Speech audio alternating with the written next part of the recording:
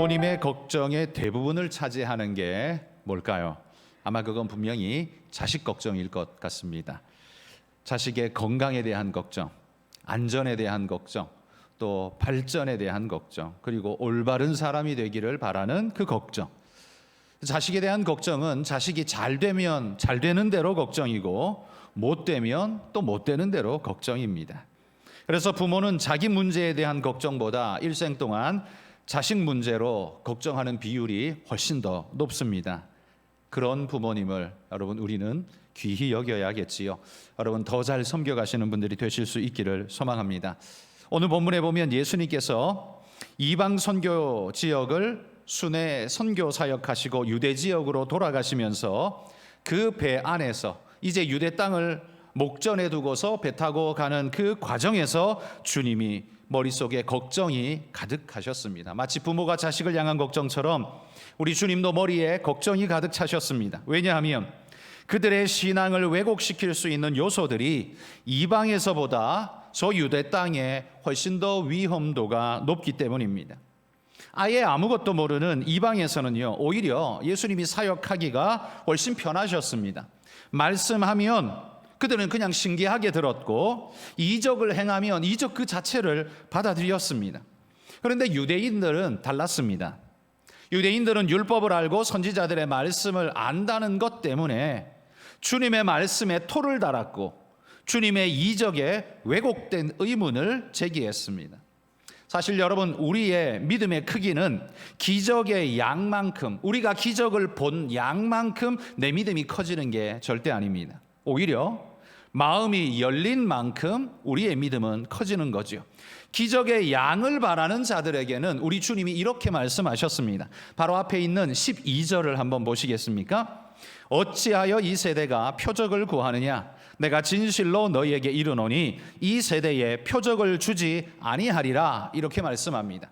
주님은 지금까지 많은 이적을 행하셨지만 오히려 이적을 찾고 있는 그들 앞에서는요, 이적을 주지 않겠다라고 딱 잘라 말씀하고 있습니다. 왜겠습니까? 그건 바로 우리 주님은요, 표적을 보고 갖는 신앙, 한마디로 표적 신앙을 기대하지 않으셨다는 겁니다. 표적 신앙은 신앙을 만드는 것이 아니라 예수님이 이렇게 말씀하셨어요. 먹고 배부른 까닭이라. 무슨 말인지 이해되십니까? 오병이어 사건의 기적을 보고 그들은 기적을 보면서 하나님의 메시지를 받았어야 하는데 그게 아니라 우와 저분 따라가면 밥 준다. 그냥 여기 하나에 꽂혀서 밥 먹으러 쫓아다니는 자들이 되고 말았다는 겁니다. 그들의 신앙은 영적이지 못하고 육적이었습니다. 제대로 된 신앙이 될 수 없었다는 말이죠. 이 세대에 표적을 주지 아니하리라, 이 예수님의 매몰찬 듯한 말씀은 사람들을 배척하신 것이 아니라요, 잘못된 그들의 신앙관을 배척하고 있는 걸 보게 됩니다. 주님은 잘못된 요구에 끌려다니지 않으십니다. 주님은 사랑이기 때문에 우리가 뭘 요구해도 다 들어줘야 한다라는 건 우리의 착각입니다. 그건 하나님을 마음대로 그냥 내가 좌우하고 싶다라는, 내 마음대로 조종하고 싶다라는 스스로를 왕삼고자 하는 그 교활한 욕심이 그렇게 작용하면서 하나님은 당신은 사랑의 하나님 아닙니까? 라는 올무를 씌워서 내 마음대로 하고 싶은 욕심일 뿐이죠. 그러나 여러분, 우리 주님은 내 마음대로 할 수 있는 분이 절대로 아닙니다. 우리 주님은 우리의 잘못된 요구에 마냥 끌려다니는 그런 분이 절대 아니시다는 말이에요. 그런 우리 주님이 제자들과 함께 이제 유대 땅, 이 갈릴리 호수를 가로질러 벳세다를 향해서 가고 계십니다. 그런데 그 벳세다를 향해 가는 그 과정에서 주님에게 걱정이 쏟아지고 있습니다. 그런데 공교롭게도 주님이 걱정하면서 골몰하며 가고 있는 그 배 뒤편에는 제자들이 모여서 제자들도 지금 걱정하고 있습니다. 제자들은 무슨 걱정을 하냐면 떡을 가지고 오지 않은 것을 걱정하고 있습니다. 바로 이 사건 이전에 무슨 일이 있었냐면 칠병이어 기적의 사건이 있었습니다. 4,000명을 먹이고 이 7 광주리의 떡을 남겼던 칠병이어의 사건의 기적이 있었죠. 그런데 그 7 광주리나 남았던 떡을 가지고 오지 못한 겁니다. 그 어디서 내버려 뒀는지 모르지만 아마 제자들은 그렇겠죠. 베드로가 물었을지 모릅니다. 야, 그 떡강줄이 어디 있지? 다른 제자가 말합니다. 난 안 챙겼는데? 야, 너가 가졌냐? 네가 챙겼냐? 서로 묻다가 보니까 아무도 챙기지 않고 누군가가 그냥 떡 한 덩이 들고 있는 게 그게 그들의 전부였습니다. 그러니 걱정이 들기 시작하는 거죠. 야, 그러면 우리 예수님과 우리 12명이 그리고 저 건너가서 만나게 될 사람들이 뭘 먹을 거란 말이냐 하고 예수님이 이거 질책하면 어떡해? 그러면서 서로 예수님 뒤에서 궁시렁궁시렁 거리면서 서로 문제시하고 있습니다. 걱정하고 있습니다. 그러나 예수님의 걱정은 뭡니까? 떡이 없는 게 아니었습니다. 지금 건너가서 만나게 될 당면하게 될 여러 문제들과 어려움들을 걱정하고 있는 겁니다. 한 배를 타고 가면서 두 걱정이 서로 사로잡고 있습니다. 우린 이걸 동상이몽이라고 부르죠. 한 배를 타고 가는데 주님과 제자들의 생각이 걱정이 달랐습니다. 주님은 영혼에 대한 생각과 영원에 대한 생각을 하고 계신데 제자들은 육체에 대한 생각에 몰입해 있습니다. 여러분, 주님을 모시고 가는데 떡 없는 게 문제입니까?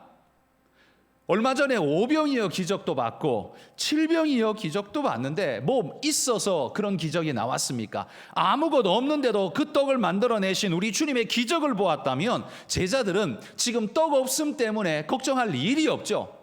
야, 그걸 걱정해. 우리 주님이 계시는데. 이렇게 말해야 정상인데 지금 제자들은 여전히 과거로 회귀해버렸습니다.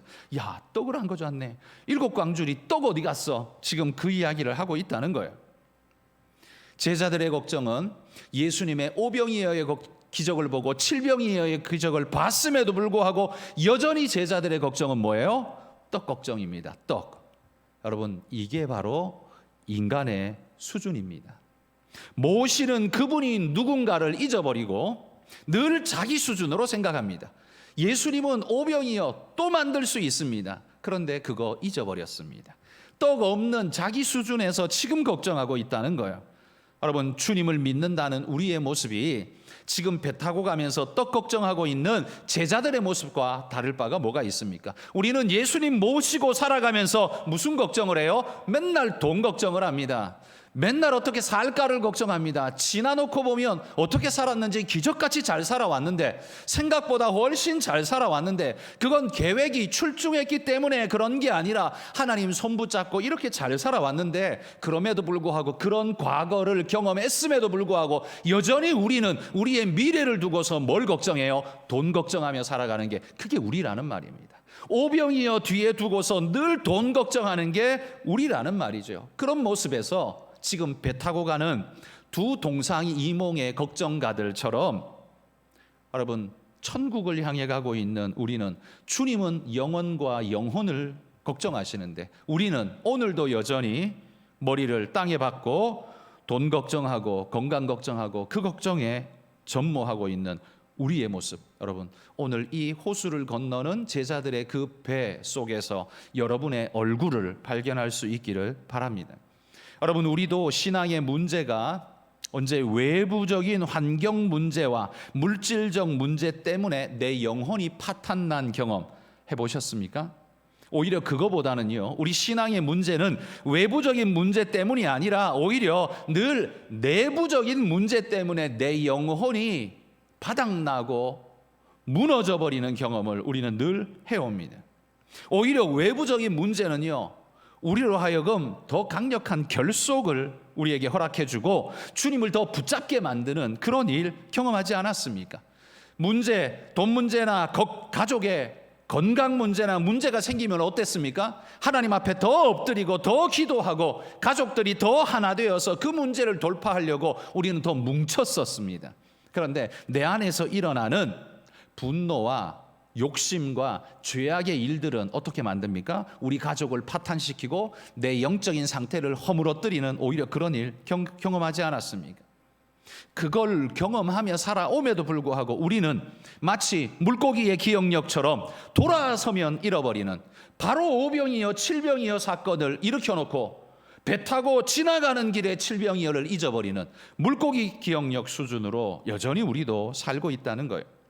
여러분, 우리 교회도요, 이제 교회 건축을 앞두고 있죠?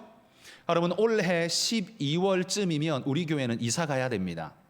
7월부터 내년 1월 정도까지가 우리 이 지역의 이주 기간입니다. 아마 그 전에 이 지역에 살고 있는 우리 성도님들은 다 이사를 가셔야 될 겁니다. 교회는 맨 마지막에 이사 가도록 그렇게 조합하고 약속이 돼 있습니다. 그리고 우리도 그게 좋습니다. 마지막에 가는 게 좋습니다. 어쨌든 마지막쯤에 간다면 원래 12월쯤이나 늦어도 내년 1월에는 우리가 이사를 가게 될 터인데, 그리고 나면 이제 공사가 들어가겠죠. 재개발, 재건축 공사가 들어갈 겁니다.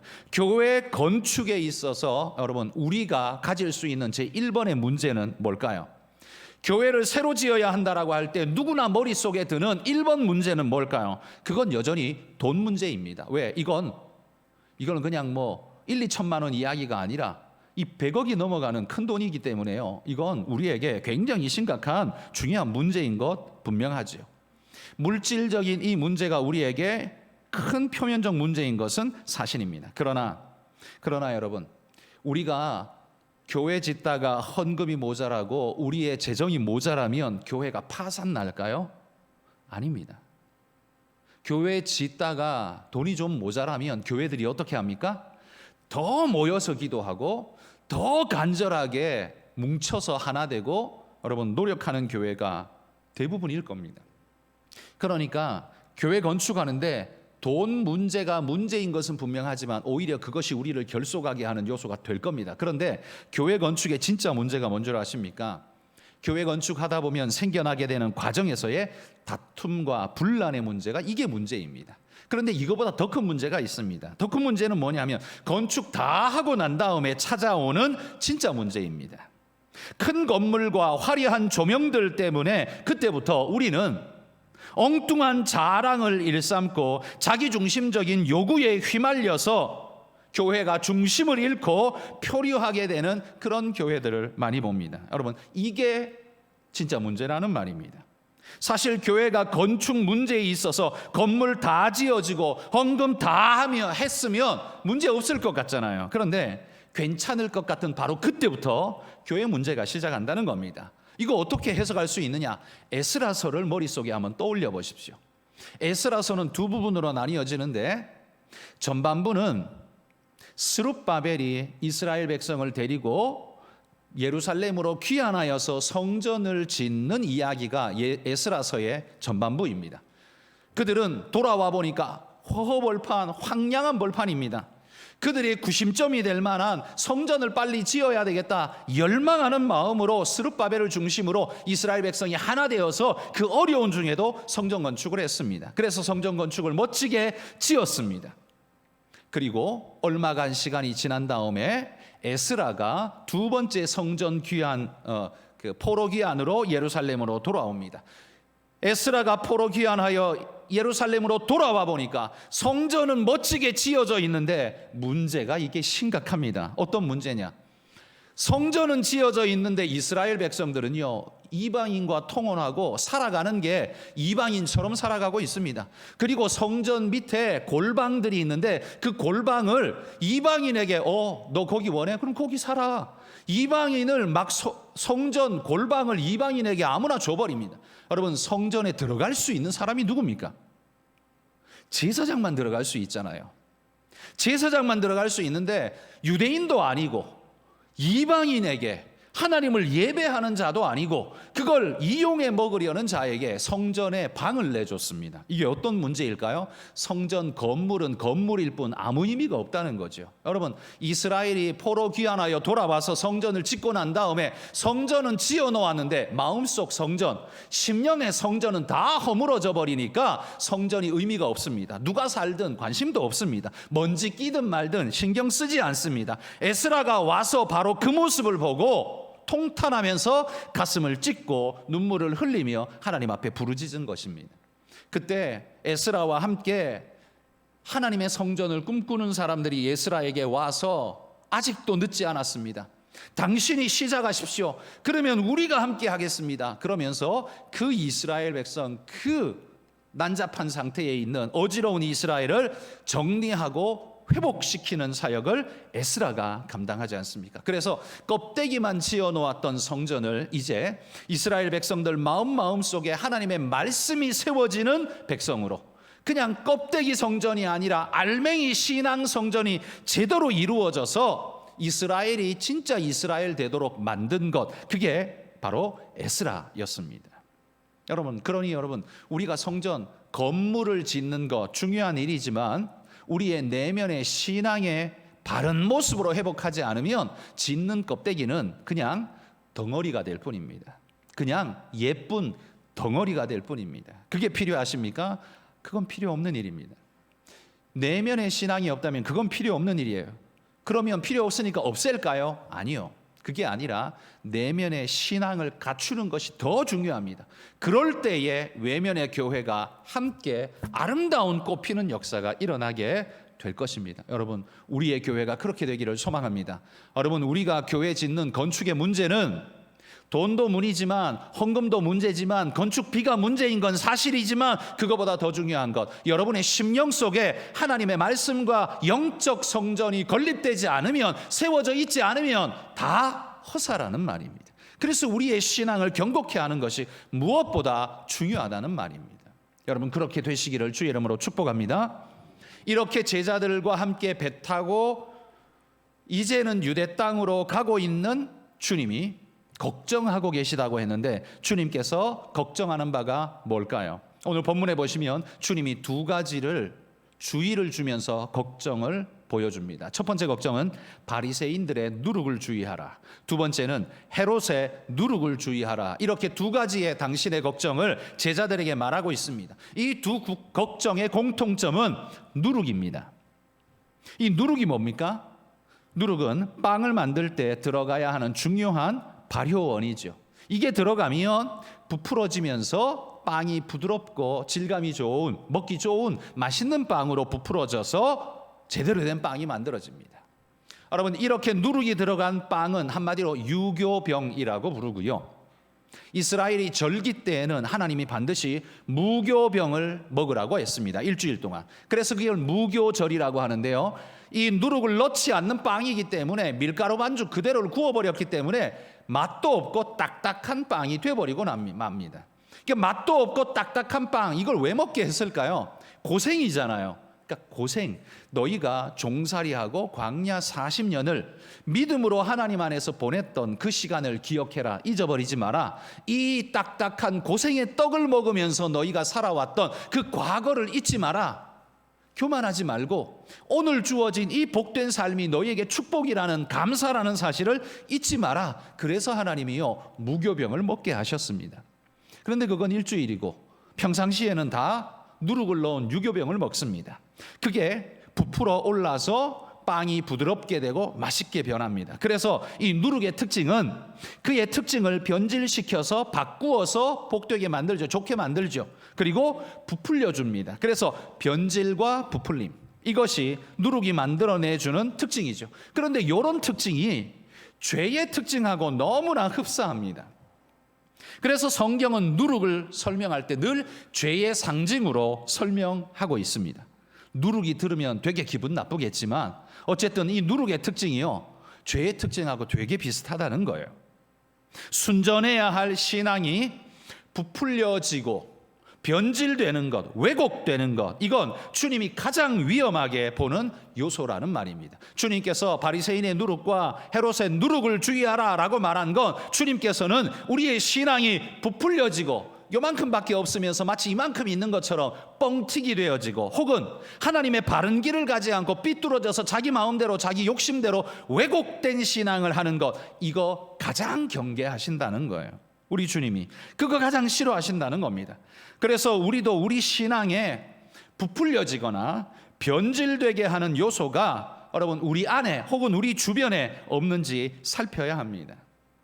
여러분, 밀가루 반죽을 이만큼 해놓고 이 빵을 굽기 위해서 이 누룩을 요만큼 뒀다라고 생각해 보십시오. 이 밀가루가 이 누룩을 보면서 에게게, 너 그거 가지고 나한테 덤빌 수 있어?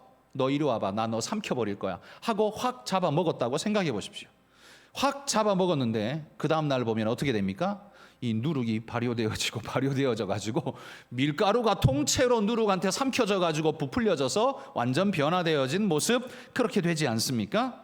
죄는 작은 것이로되 우리가 하찮게 여기고 그냥 심상히 여겨버리면 어떻게 된다고요? 죄가 우리를 삼켜버린다고요. 통째로 집어 삼켜버린다는 겁니다. 죄는 작은 데에서부터 시작합니다. 여러분, 이스라엘의 멸망이 다윗의 옥상에서부터 시작되었다는 사실을 기억하시기 바랍니다. 밧세바를 우연히 본 건 죄가 아니죠. 이스라엘의 그 당시의 성벽 구조 자체가요, 이스라엘 성벽이 되게 높이 쌓여 있었고 그 다음에 그 밑에 마을이 형성되어 있는데 그게 계단식처럼 밑으로 이렇게 만들어져 있었습니다. 그러니 왕궁, 그것도 지붕 옥상에서 이렇게 내려다보면 집들이 층층이 밑으로 계단처럼 밑에 깔려 있습니다. 그러니 집안이 훤히 내려다 보일 수 있는 거죠. 마당은 그냥 보이는 거죠. 그런데 그 마당에서 이 여인이 목욕을 했던 겁니다. 다윗이 지붕 옥상에서 내려다보면 그게 그냥 훤히 보이는 거예요. 여기 보이는 것까지는 이건 다윗의 죄라고 할 수 없죠. 이건 본 게 아니고 보인 거니까요. 그런데 문제는 그때부터 시작합니다. 보인 걸 가지고 돌아서서 그냥 그 자리를 떠났다면 이건 아무 문제가 아닐 일인데, 보인 그것을 보기 위해서 집중하고 애를 쓰기 시작했습니다. 유심히 지켜봤습니다. 한참 봐도 멀어가지고 잘 모르겠어. 아주 어여쁜 여인 같은데 누군지 잘 모르겠네. 좀 가까이서 봤으면 좋겠네. 그래서 종을 부릅니다. 불러가지고 야, 너 저 여인이 누군지 알아와. 그래서 가서 알아왔더니만 자기의 수하종 우리아의 아내 밧세바랍니다. 밧세바? 우리아의 아내야? 호기심이 더 발동합니다. 야, 그럼 한번 데리고 와봐. 얼굴이나 구경하자. 한번 데리고 와봐. 그렇게 해서 데리고 왔더니만 어떤 일이 벌어집니까? 그 다음부터는 말 안 해도 아는 일들이 벌어졌죠. 너희들 다 나가 있어. 사고를 쳐버렸습니다. 이스라엘의 멸망은 바로 거기 다윗의 옥상에서부터 시작되었습니다. 여러분, 죄를 무시하고 조금 더 알아보고 조금 더 가까이 가보고 그냥 한번 만져보고, 여러분, 우리가 죄를 어떻게 그렇게 한번 해볼 수 있지만 여러분, 죄는 그렇게 무시될 만큼 약한 게 아닙니다. 누룩처럼 건드리는 순간 우리를 집어삼키게끔 되어 있습니다. 죄를 무시하고 죄를 죄 앞에서 큰 소리 치는 자는 용감한 자가 아니라 무식한 자입니다. 죄악의 구덩이, 악의 소굴에 거하면서 죄와 무관할 수 있는 자가 있습니까? 여러분, 죄 구덩이에 뒹굴면서 죄 안 지을 수 있는 자가 있습니까? 이거 좀 비유가 그렇지만 제가 이렇게 한번 비유해 볼게요. 예전에, 지금 우리는 모두가 다 수세식 화장실에 있습니다. 그래서 별로 냄새가 나지 않습니다. 그런데 예전에 한 40년 전 제가 초등학교 다닐 때 푸세식 화장실이었습니다. 저희 집도 푸세식 화장실인데요, 대문 옆에 화장실이 있습니다. 그럴 수밖에 없죠. 냄새 나는 걸 뭐 집안에 둘 수는 없고 저 대문 문간 옆에다가 화장실을 언제나 만들어 놓습니다. 그리고 화장실을 갔다가 볼일을 보고 아무렇지 않은 듯 내가 나와서 나 화장실 안 갔어 라는 식으로 내가 나온다고 한들 나 따라오고 있는 게 뭡니까? 말씀하기 그러신가요? 냄새가 따라오잖아요. 그 푸세식에서 모락모락 올라왔던 냄새가 내 옷에, 내 머리에, 내 모든 것에 스며들어 가지고 앉아있는 동안 그냥 나도 모르게 나를 집어삼켜버린 거죠. 그리고 나오는 순간 나는 빠져나왔다 싶었는데 알고 보면 어떻게 해요? 그 냄새가 나를 사로잡고 있는 거예요. 죄가 그렇습니다. 내가 죄 안에 뒹굴면 나 아무렇지 않은 것 같습니까? 아니요. 죄가 나를 삼키고 죄의 향기가 납니다. 내가 죄를 안 지을 것 같지만 죄가 납니다. 다윗도, 그 성군 다윗도 그런 일이 벌어지지 않습니까? 이게 얼마나 끔찍한 일입니까? 그러니 여러분, 죄를 쉽게 여기는 사람처럼 어리석은 사람이 없습니다. 그래서 죄는요, 아예 저 멀찍이서 도망 다녀야 그게 지혜로운 겁니다. 아예 멀찍이서 도망 다녀야 합니다. 야, 너 저 여자 누군지 아니? 저 여자 한번 데려와 볼래? 가까이서 한번 보고 싶은데? 여러분, 이미 이러면 다 끝난 겁니다. 이렇게 되면 죄는 이미 끝난 거예요. 그래서 여러분, 죄에 대해서는 두려운 마음을 가지고 멀리 가야 합니다. 이 누룩이 나를 삼키지 못하도록 멀리 해야 합니다. 자, 그러면 예수님이 이야기한 두 가지 누룩, 첫 번째는 바리새인의 누룩을 주의하라고 했습니다. 바리새인의 누룩은 뭘까요?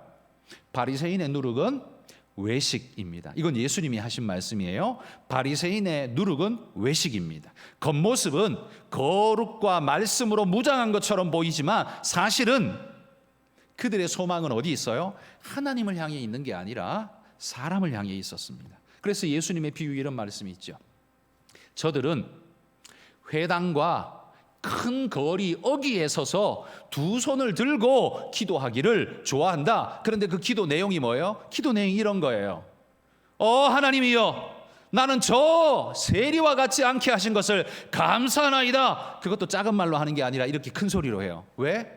들어달라고. 내가 이런 사람이는 걸 너희들이 좀 봐달라고 이렇게 합니다. 이렇게 합니다. 그런데 이런 기도에 대해서 예수님이 뭐라고 그런 줄 아십니까? 이렇게 말씀하셨어요. 그 사람은 그 기도의 응답을 이미 다 받았느니라. 언제 받았을까요? 누구한테 받았을까요? 이 말이 무슨 의미냐 하면 이 바리새인이 회당에서나 큰 거리역에서 손을 높이 들고 하나님은 하늘을 쳐다보면서 막 기도할 때 누구 들으라고 기도했다고요? 사람 들으라고 기도했다고요. 그러면 그 사람들이 저 바리새인 선생님 너무 경건해, 너무 훌륭해, 하나님이 너무 사랑하실 거야, 나도 저렇게 됐으면 좋겠어, 이렇게 말하는 순간 그 사람은 이미 기도 응답 다 받았다고요. 왜? 그 사람의 기도는 하나님을 향해 한 게 아니라 그 사람들을 향해 했거든요. 근데 그 사람들이 알아봐 줬잖아요. 그럼 기도 응답 끝난 겁니다. 이 말은 다른 말로 하면 이거예요. 예수님 말씀은 이겁니다. 하나님은 그 사람한테 기도 응답 해줄 필요도 없고 해줄 것도 없다. 왜? 그 사람은 하나님한테 기도한 게 아니니까. 요게 바로 바리새인의 누룩이었습니다. 바리새인은 거창했습니다. 화려해 보였습니다. 되게 경건해 보였습니다. 그런데 정작 그들의 속마음은 누구를 향했어요? 사람을 향했습니다. 기도가 하늘로 간 게 아니라 그들의 기도는 늘 사람을 향해 갔습니다. 그러니 주님이 알아봐 줄 필요가 없는 사람들이었습니다. 이게 바로 바리새인의 누룩이에요. 여러분이 교회에 오셔서 하나님을 바라고 하나님께 예배하고 하나님의 은혜를 사모하지 않고 그냥 목사에게 눈도장 찍으러 오고 내 친한 권사 만나러 오고 그렇게 오면 여러분의 기도 응답은 이미 끝났습니다. 왜? 목사가 봐주는 순간 끝났고 옆 친구가 왔어? 말해주는 순간 끝났어요. 여러분이 교회에 온 의미는 그걸로 끝났어요. 그 대신 예배는 하나님의 예배에는 결석했어요. 하나님은 당신들이 예배 오지 않았다라고 이렇게 말씀하실 거예요. 이게 얼마나 무서운 일입니까, 여러분?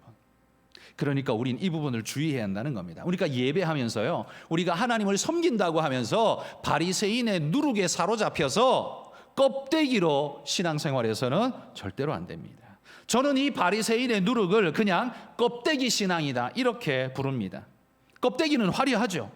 남들이 보기에는 진짜 신앙인입니다. 뭐 하는 것도 대단하고 그냥 교회에서 뭐 좀 그래도 실력이 있으니까 어떤 면에 실력이 있으니까 그 부분에는 그 사람 써야 돼 이런 말이 나오기까지 합니다. 그래서 괜찮은 사람 같습니다. 그런데 알고 보면 어떻게 해요? 하나님께는 한 번도 상달된 적이 없는 사람, 하나님한테는 항상 결석인 사람. 우리가 뭐라고 말하면 하나님이 걔가 누군데? 야, 걔가 내 예배에 온 적 있냐? 하나님 만약 그렇게 말씀하신다면 여러분 이 얼마나 끔찍한 일일까요? 여러분 이게 바로 바리새인의 누룩이란 말입니다. 반대로 헤롯의 누룩은 뭘까요?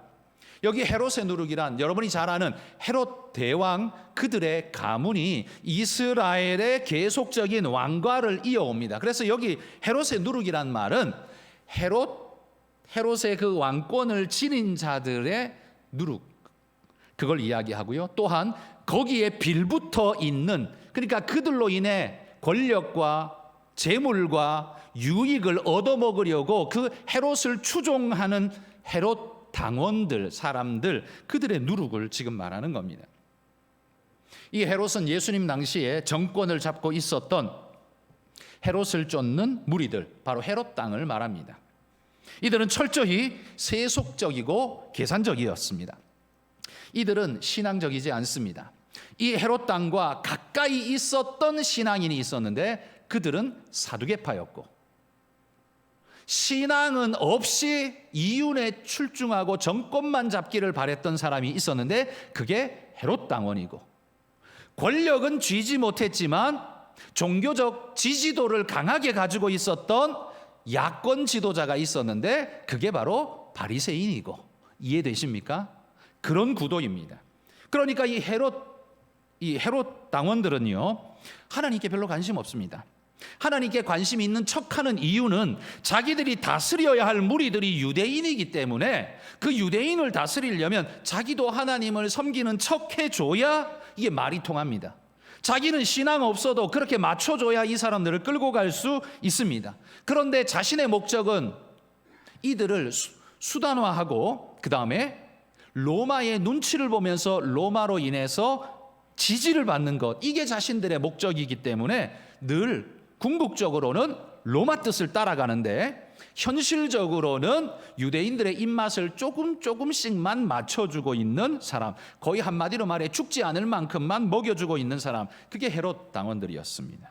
한마디로 말해 여기 헤롯의 누룩이란 세속화된 사람들을 이야기합니다.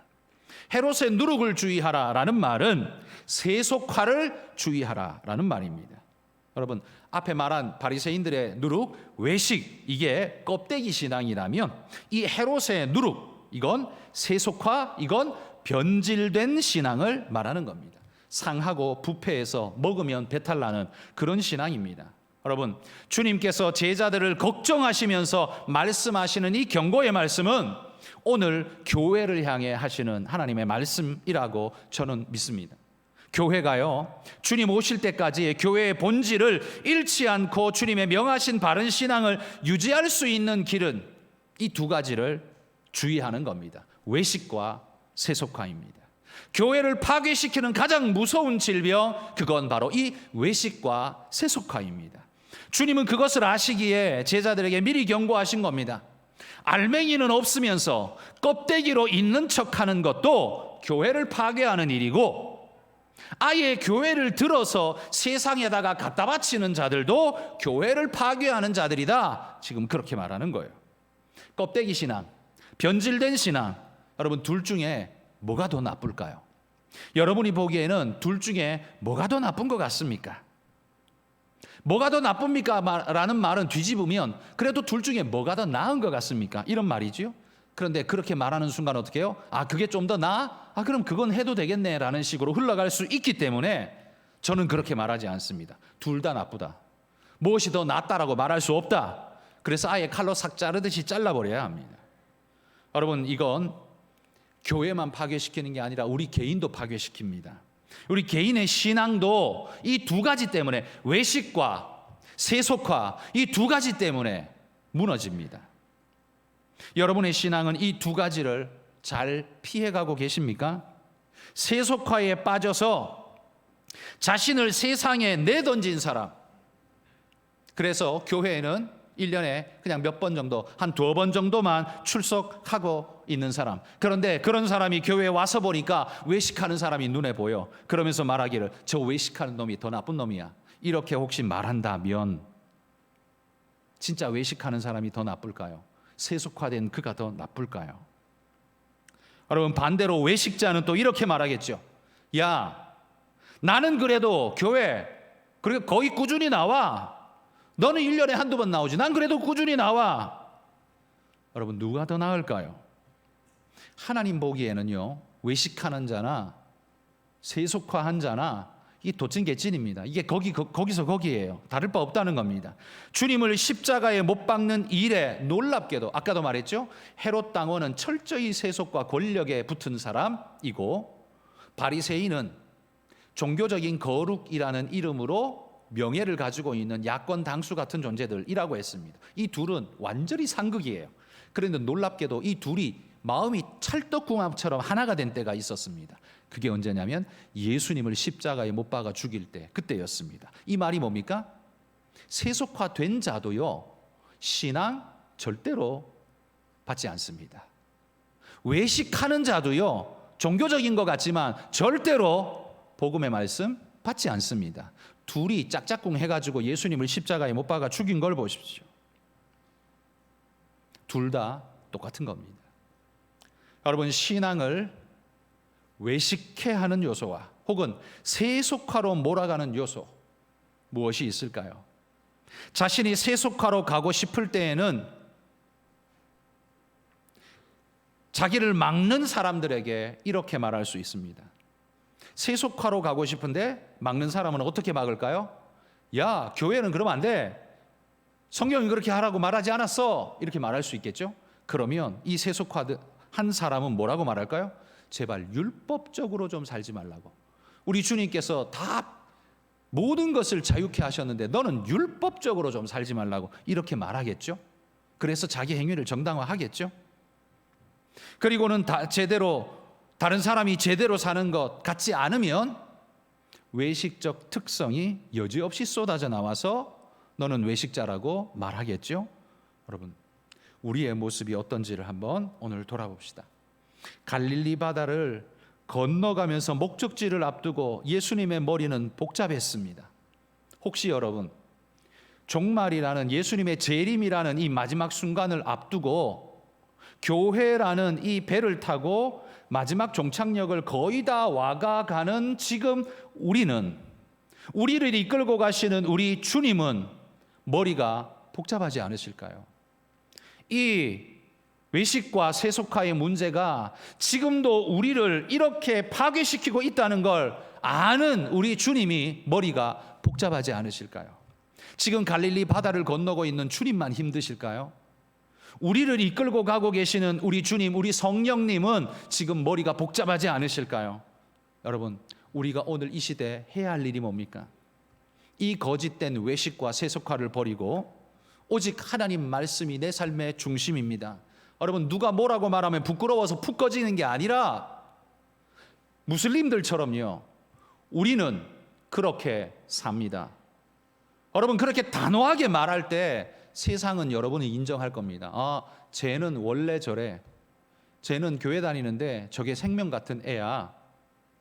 여러분, 그걸 보여줘야 진짜 아닐까요? 누군가가 쿡 찌르면 푹 꺼져가지고 술 때문에 이야기하면 술 퍽 마셔버리고, 노름하는 데 데리고 가서 넌 안 하냐? 가식적으로 살지 마. 그럼 같이 노름하고. 그렇게 우리가 살아버린다면 우리를 통해서 그들에게 보여줘야 할 메시지가 뭐가 있습니까? 메시지는 단 하나밖에 없겠죠. 교회? 다 거짓말이야. 내 걔들 아는데 한 방만 치면 다 넘어가. 걔들 뭐 술 안 마신다고? 뻥이야. 잘만 마시더라. 그거 누가 만든 거예요? 우리가 만든 거예요. 우리가 신앙의 지조를 잃고 믿음의 푯대를 잃고 제대로 살지 않으니까 세상이 건드리면 건드리는 대로 이리 넘어지고 저리 넘어졌기 때문에 세상이 건드리기 제일 쉬운 존재가 그리스도인이 되어버린 겁니다. 여러분, 이게 옳은 일일까요? 이거 우리가 회개해야 될 일 아닐까요? 이렇게 살기를 우리 주님이 바랄까요? 배 타고 가시면서 근심과 걱정에 가득한 우리 주님의 그 걱정이 나 때문이 아닐까요? 여러분, 우리는 이 사실을 기억하면서 주님 재림하시는 그날이 멀지 않았습니다. 우리가 이제 갈릴리 해변에 도착할 날이 머지않았다는 말입니다. 얼마 안 남았어요. 남은 시간 동안 주님의 그 걱정을 덜어드리고 내가 그리스도인다운 모습을 보이며 살아서 마지막 순간에 부끄럽지 않게 주님 만날 수 있는, 여러분, 그런 우리 모두가 될 수 있기를 주의 이름으로 축복합니다.